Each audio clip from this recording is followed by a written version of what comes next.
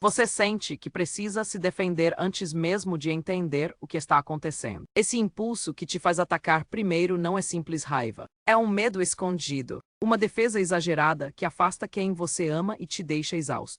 Muitas vezes nem conseguimos explicar essa urgência de proteção, como se o perigo estivesse sempre à espreita, mesmo quando não está.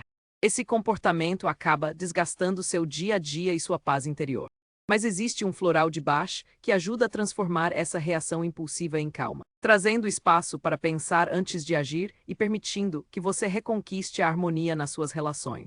Já imaginou como seria não sentir mais essa necessidade de atacar primeiro? Como sua vida mudaria se essa ansiedade arrefecesse e você conseguisse respirar antes de reagir? Se essa sensação é sua rotina, considere experimentar um floral de Bach para ajudar a trazer mais tranquilidade e controle à sua resposta emocional. Você merece essa paz.